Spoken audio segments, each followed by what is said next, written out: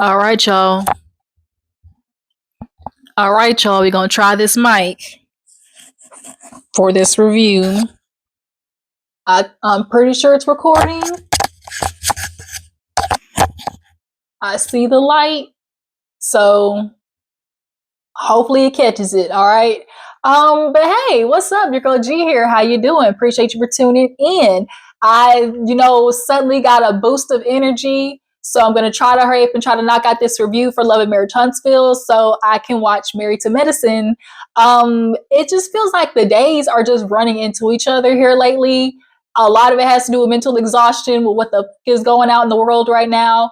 And so I'm kind of coming to y'all just a little bit late with this, but we're gonna get back on it because I really want to get back into love and hip hop because this season, the way Scrappy is acting and the new BM coming through, it's clear that homegirl's coming on the show. But for right now, Love and Marriage Huntsville gave us a nice little good bit, y'all. For the first part, this actually was a pretty decent reunion for the fact that they really didn't waste no time. I appreciate that they got right into the okay, like they jumped right into it, and Kimmy was coming full force with her energy. This season, just this reunion in general. So we're gonna go ahead and get into that. Love and Marriage Huntsville is what we're talking about today. If you're new to your girl's channel, hey, how you doing? Appreciate you for tuning in. Can you just do me a favor and drop a like over there in the collection plate? Okay, just hit that like button. It does your girl wonder in the algorithm. Okay, got to try to beat out all these AI bots and these muskers and maggots. Okay, that are just so delusional as to what this man is doing right now to our country. But, y'all come here for entertainment, and entertain I shall. Speaking of entertain, I guess I could, I found for my birthday, this whole been in here for a little bit, so that's why I'm drinking it. Now I got a sudden boost of energy. We just gonna keep it rolling. For my birthday, I ended up getting like a whole bunch of like little mini bottles. And so this is some rum. I had a fireball, a pink Whitney, this one a rum, and I think what's that vodka? The Sky. It was either Sky or Smirnoff. One of those. But yeah, but I got a whole bunch of little mini bottles. So, and I found this one, so might as well. Okay. Love Merch Huntsville. All right, let's go ahead and get into it. So we open up the episode. Everybody get ready. Destiny, she said her original dress got messed up. So her assistant was, I guess, at another showroom picking up the dress. Carlos was looking at her like, girl, you better hurry up because we can start with you, but we can also start without you, He was definitely trying to put the rush on it. And I guess if you was able to find that on short notice, I mean, it was cute or whatever, but we'll get into the looks after this. It actually happens to be Marcel's birthday. We didn't see Melody, not that much, everybody in their backgrounds. Kimmy, she got the boxing gloves on, okay, point blank period. So everybody's coming out. Oh, the Fletchers. I like the Fletchers. I really do. They're just that old couple that, I don't know, like, it's just something about them is so entertaining to me. But yeah, everybody comes in. We have Kimmy and Maurice. Kimmy's dress, I liked it. I actually liked Kimmy's outfit. But the thing is, the earrings and the hair was bothering me. The earrings, everybody in these big ass earrings this episode between Destiny and Kimmy. Males weren't that big, but I just do not like big gaudy earrings. I don't. And like it was just with the hair, I don't know, it was just too much to me. If she was gonna do the earrings, maybe the hair should have been like that. But if even with her hair like that, like if she kept her hair like that, she needed different earrings. It was just too much. Y'all, Tisha looked good. Tisha looks good. I wish the nude mesh in the middle was just a little bit more closer to like a true nude. But overall, y'all, I like Tisha's look. Destiny came out in like this red dress. Hated the wig. Everybody, I guess, was like in their blonde competition era because every nail came out there looking like a creamsicle. Her and Fletcher came out there looking like two little creamsicle pops. And Nell's dress was too tight up top, and I needed it to come up just a little bit more on the bustier, because when I tell you when they sucked Nell up in that dress, okay? Yeah, they sucked Nell up in that dress, and that blonde she had, like I said, it was a competition of the blondes. For me, it goes Nell, Melody, then Destiny. Only reason I'm saying Nell is because I appreciate that the roots, it was toned. Like, it was actual, like, it wasn't just straight blonde platinum. Destiny's been trying to rock this blonde all season, and it's not working. Like, and then the fact that I saw in the commercial that Trisha came back with blondness reunion, I was like, you did not learn your lesson. But yeah, so yeah, Carlos introduces everybody. Destiny earring fall. He talking about, oh, you losing earrings like you lose men. Everybody was like, damn, shots fired. We starting early.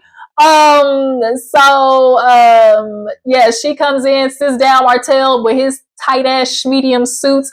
Martell. And then he even said it. He was like, oh, it's gonna be hard for me to sit down. My pants too tight.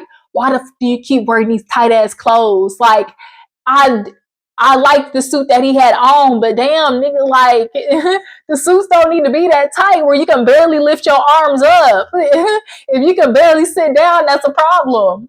And then of course we have Melody come in with the blue.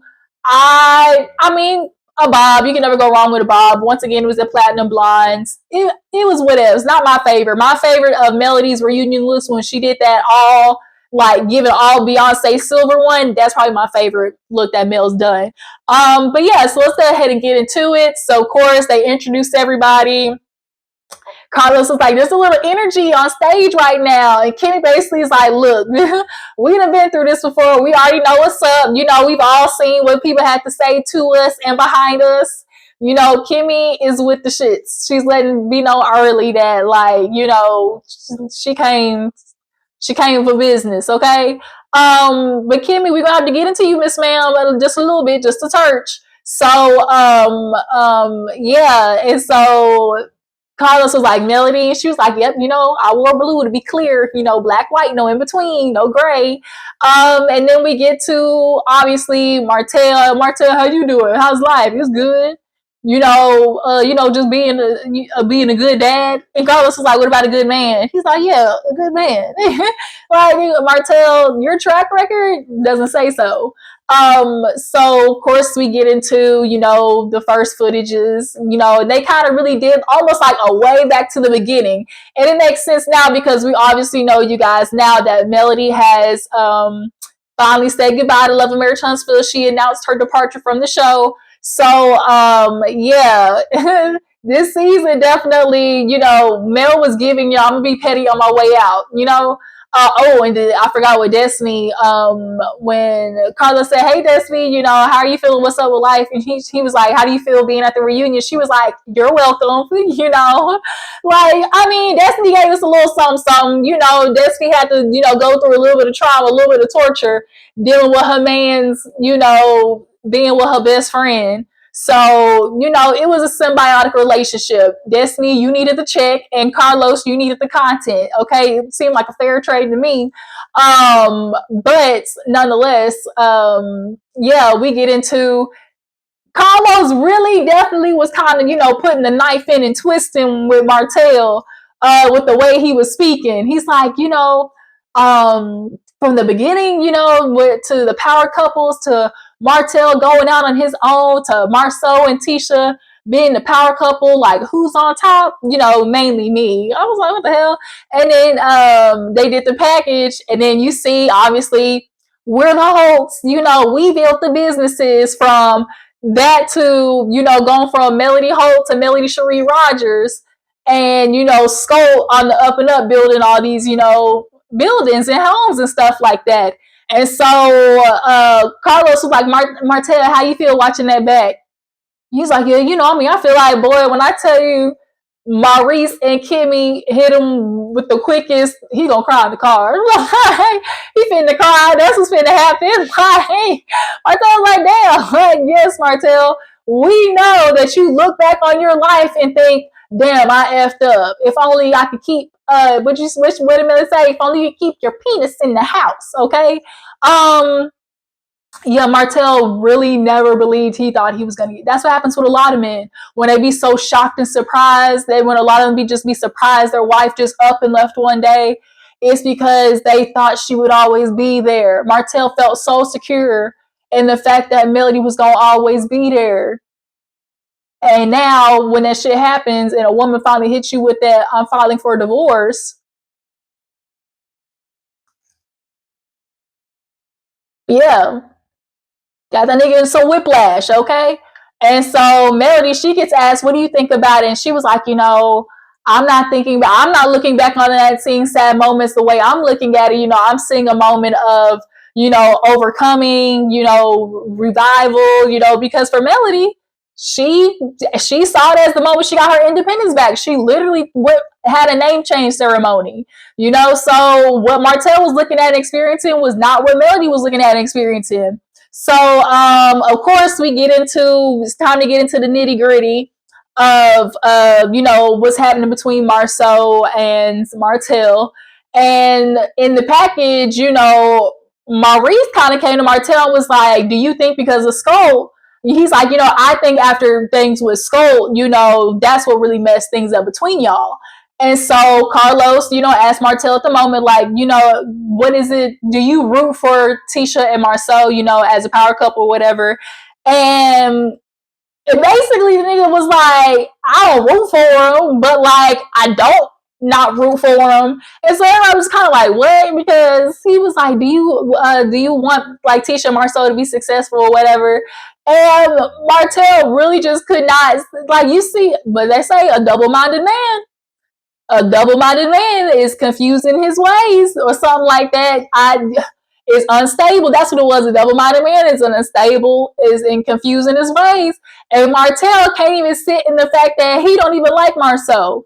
Like, that the fact that you literally were attacking this man this whole season and Tisha this whole season, after Marceau said that he lost respect for you. Like, you're just so shocked and appalled.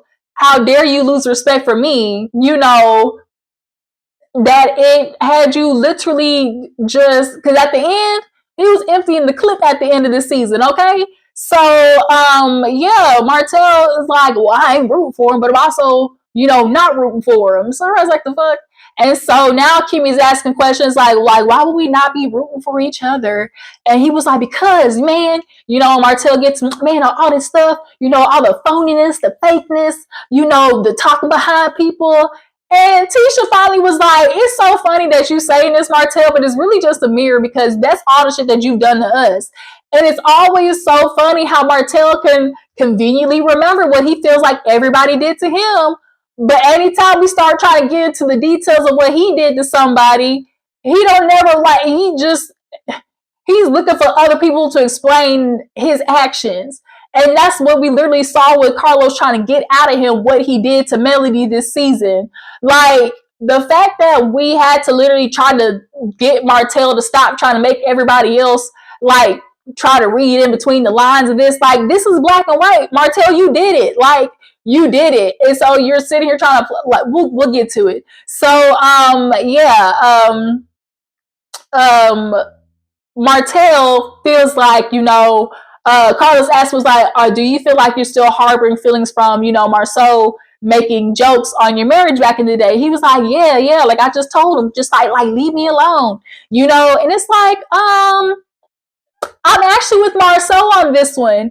After that time in the cabin, from the seasons after that, we never saw Marceau like joking in regards to like the contents of Martel and what he did to his marriage. Like, Martel, you literally started shit with them for a reaction to feel like you were going to be justified in the actions to do the shit that you already wanted to do to them. Like, you instigate fights with people because you already had an effed up thing in mind to do to them. And so you just needed a reason for justification to do it. So you start picking fights with people because, truth be told, the last couple of seasons, this was the season of Marceau and Maurice were literally kissing your ass, Martel, for the fact of they were trying to handle you with kid gloves because you did know information about them. That's why Maurice and Marcel in particular were doing things like helping you out and giving you jobs and money from here to there. I remember those things. So, for Martel to sit here and act like, oh, he's just been dealing with so many attacks from Marceau. Like, I ain't the biggest fan of Marceau, but like, I don't have revisionist history. Martel, that's the boy, the definition of revisionist history. Yeah, he's like, because because all the stuff that he's done to me. So Tisha finally hit back out and was like, Martel, you was talking to the blogs, everything came from you. Oh, and Martel's like, oh, you so scared of Melody that you want to say like you don't want to say like it's her or whatever. And Tisha's like, no, I'm not scared of Melody. She was like, yeah, there were times it was both of y'all, but at the end of the day, like the stuff still had to come from you, because that's how it started with the 20 girlfriends. So even if Melody, in moments, in the past, we all know when they came back together, hold strong, they definitely both were out there doing interviews, being messy, for sure. But once Melody got divorced from that nigga, like ever since, this hasn't been a thing of like, oh, Melody's been actively attacking Tisha. That's been you, Martel. You're still actively attacking them, and the fact that you tried to bring on whatever girl that was literally last month. Like, you tried to bring her on to talk about what she did with Marcel in Vegas. So, like, you keep acting like you're not doing things to people. It literally baffles me. When they did the intro and Carlos was like asking Melody, like, oh, how's your relationship with Martel, and she's just kind of like, I'm not, talking to him, he won't be getting anything from me today. And Melody meant that, and Martel was doing everything he could to get Melody to talk to him, and she was not. He was doing everything he could to get Melody to talk back to him. But nonetheless, when Carlos asked that, Martel mumbled under his breath, man, I don't know what be happening. Just stuff be happening. What do you mean just stuff be happening? Like, you don't know why you and Melody aren't in a good relationship. Because he's like, well, I'm good with her. Of course you're good with her. She didn't do shit to you. But like Martel, the fact, like, it literally is delusional for Martel to sit there and really think that is acting like he doesn't know why this woman don't want to talk to him. I can't. Literally the definition of a narcissist. But back to it. After they do, Tisha's going in on Martel about like, bro, we know you were the one who were out there being messy. Like, cut the bullshit already. And that's when Marceau finally spoke up and was like, everything was good with Martel until I told him I lost respect for him. And then, it felt like he was just constantly trying to come after me. And that's when Carlos asked, like, well, do you think he's jealous of you? Or Martel, are you jealous of Marceau and Tisha? And, them continue to build and grow. And he's like, no, I'm never jealous. Like, that's not me. I don't have a jealous bone in my body. And Marceau was like, before I wouldn't have believed that, but shit, after everything now, and he said it himself, basically at this point in Martel's mind, it's like, I used to have what you wanted to have. So like, yeah, you have it right now, but understand you wouldn't have it. You wouldn't have had it without you seeing me have it first. Like, that's Martel's mindset. So now that, he's all on his lonesome, and, and seemingly Marceau and Tisha are still, with Scott and on the up and up, Martel is giving a bit of jealousy, but more than anything, just plain old, like, venom. Like, vengeance isn't the word. It's just necessary. Like, he just has a lot of energy to try and take everybody down around him. Although he might have true information, don't nobody give no more.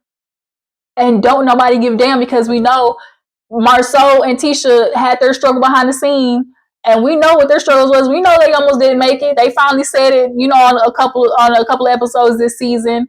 But, they're still here. So Martel, you gotta let it go, bro. All the energy that you putting into trying to tear the people down, like, my nigga, you need to do that to work yourself up. nonetheless, it's just given just it is giving jealousy. That's just jealousy and mean and bitter. And it's not gonna help you get Melody back. Even if they were to break up, guess what? You still ain't finna get Melody back because that's what you really want. So yeah, moving on. Who did we get into after that? Um, yeah, so that's when Marcel brought up how he lost respect for Martel, and the whole situation. And this is where we get into Martel trying to play in semantics. I didn't send her nothing wrong. I didn't send her no video. Where's the video? Like that's where he kept trying to. Where's the video? You ain't seen the video. You ain't seen the video. Where's the video? What video? And he just keeps trying to play this bullshit of like just off league technicality of because there's no actual visual like video footage that it negates you've sent a screenshot of the video. We don't need a video to exist when we know you sent a screenshot threatening it. So obviously a video exists because you threatened it and you're the one with the video. Like I can't. Martel literally, I being in a relationship with him, my mind would literally just be melting. Okay, dealing with a nigga like him. And so Melody finally was like, I don't even know why we're playing this game, because he admitted it in an interview. He even he pled guilty hell. And so now Carlos is sitting there looking at Martel like, Martel, okay, let's get to it. Did you send a text message? Yes or no? What did you say in the text message? I told her, I'm gonna treat you how you treat me. I mean, and I told her like, just stop it. Everything's always in the message. You're bullying me. You keep doing things to me. I'm gonna make you feel how you do to me. But Martel, Melody herself wasn't bullying you. You might have been probably talking about all the fact that everybody keeps lighting your ass up every time you get on social media. But what did you do to get that backlash? Like you always just conveniently, like I said, he conveniently just forgets his part in the equation. Melody didn't have to bully you. And then you knew what you were doing was wrong because in the message you said, I know it would ruin me. I know this might ruin me. You know exactly what you were about to do was foul. So that in itself is like, come on now. So Melody was just kind of like, he did it. Like, and so Carlos was like, okay. So then he was like, so do you see how doing that to your ex-wife is bad? And he goes, it's not bad because I sent it to her. In his mind, he thinks because he sent it to Melody that there's no victims in this situation. But you want to try to separate the text message from the screenshot. No, Martel, you sent both. So it was then an active threat, as i.e. harassing communications. You actively threatened her. And Mary was like, this man has done this plenty of times before. This is just the first time of me doing something about it.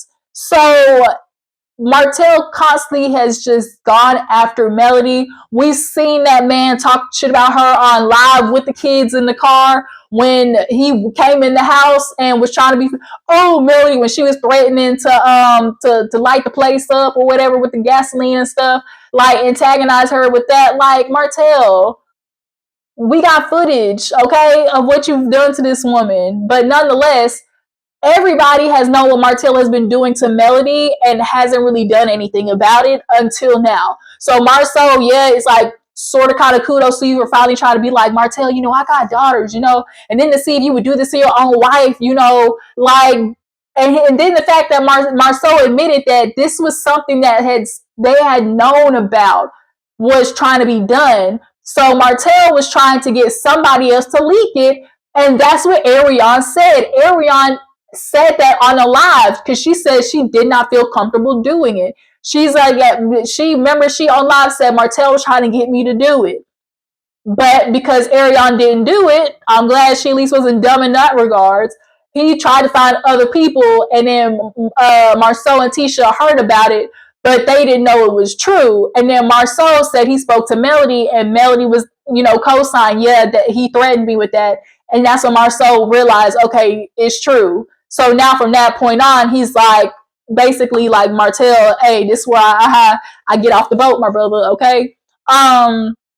And now Martell's pissed off about it because in his mind, oh, we bros, I've been doing you a service by keeping my mouth shut, so how dare you try to turn on me? You know what I can do to you? And so that's what Martell's doing. Well, since you turned your back on me, I'm gonna spill it all. And it's like, and still nothing.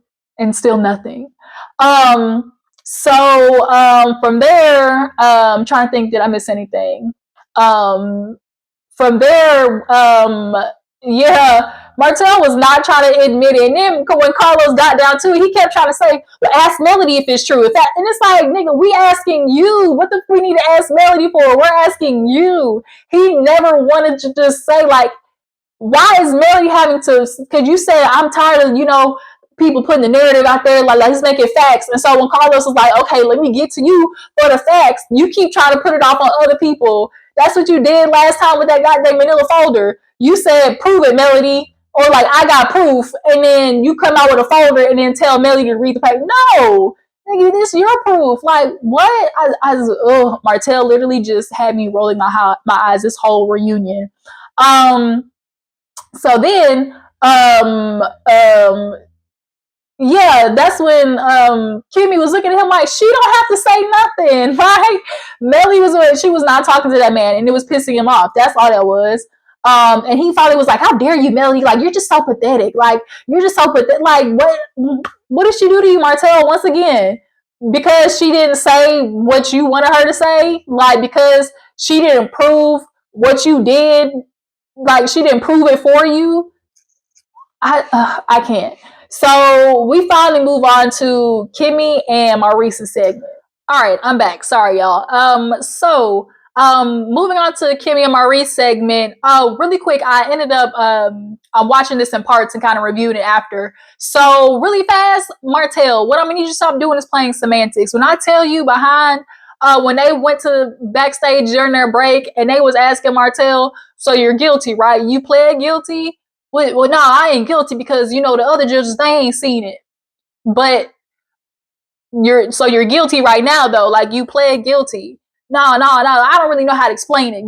But my lawyer can. You a grown ass man and you can't explain why you're guilty. And he wants to feel like because the other courts ain't seen it yet, then that makes him not guilty because they didn't say he's guilty. So he's not guilty, but he pled guilty. If you weren't guilty, you wouldn't have pled guilty. The only reason you're going to the next courts, Martel, is because you did an appeal. So, like, that shit right there, like, it maddens me. It literally drives me insane. Matter of fact, let me go ahead and finish this off for the next segment. Because now it's time to get into Kimmy's ass, and it really hurt my feelings. Because, girl, Kimmy, we did not start out this way, girl. So, Kimmy and Maurice's segment, or really Maurice's DUI segment, we see he gets locked up, everybody talking about it. And, this is really where we kind of see a clashing of the queens with Kimmy and Mel going at each other.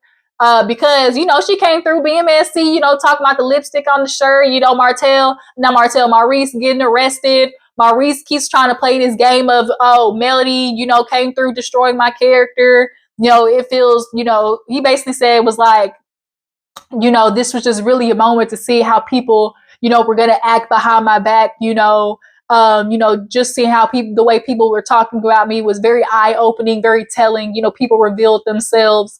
And of course, mainly he was talking about Mel because he feels like Mel was just going to different people, disparaging his character. And I'm with Mel. I ain't got to disparage jack shit, motherfucking thing, because you did that for yourself. It's your character, which means it's based on your actions. And so your actions of getting a DUI and then the very next day going to the club and posting on live and having a bottle up to the air, okay, one time for the homies, like having a bottle up to the, you think the judge is gonna see that and think highly of that? I don't think so. Anybody with common sense, because people look at you to be the commonsensical one out of all these unfortunate Negroes on stage. People did look at Maurice as kind of like the middleman, the guy in between that wasn't as bad as Marceau Martel. But here we are. We see you just another nigga. But Kimmy, what we not finna do is play this Where's Waldo game with you, because at the end of the day, we all saw the show where you said Maurice wasn't in that bed. You were calling to see where he was at, and then that's when you found out his ass was locked up. So this game of like, oh, I stopped because we were all together at Black, but then after we stopped, and Maurice is like, gotcha, I was with Kimmy. So all that means is, did you and Kimmy both stop by Credit.1 for a quickie? Or did she go by there and then you was gonna stop by there and accidentally realize she was there too? You was gonna stop by there and with another woman, because we know Credit.1 is y'all's after hour spot.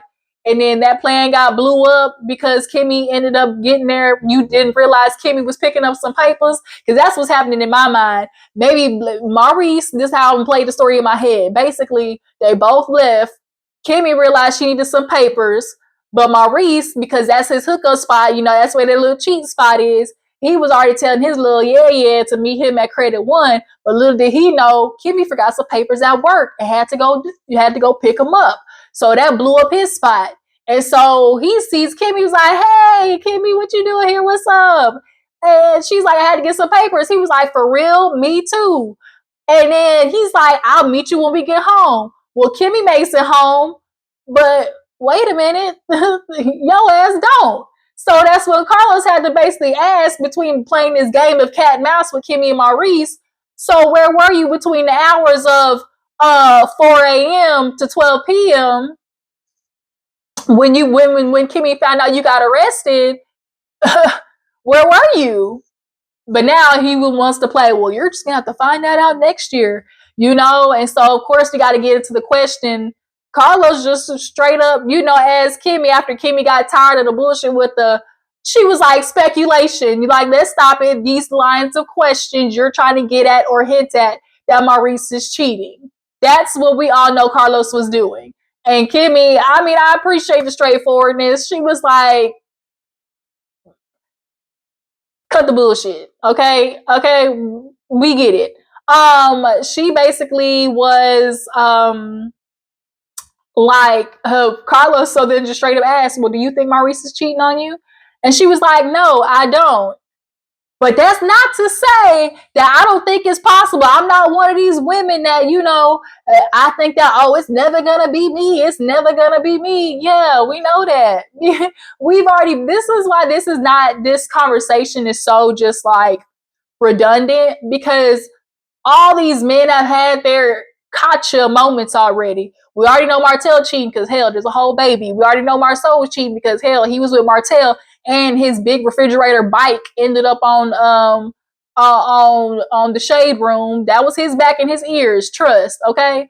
And then back when they was all getting busted, Marceau ended up throwing his own brother under the jail cell because Maurice was in the picture when they all went to Atlanta. And he wasn't even supposed to be there. And so that's when Kimmy questioned his ass, and then she tried to move the goalpost of, oh, we weren't married yet. So yeah, Kimmy's very much aware of who she married.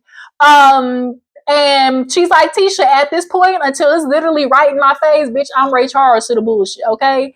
And so that's why Kimmy has to always do but it's to never say that it's never gonna happen, But we all know where Kimmy resides at this point with Maurice.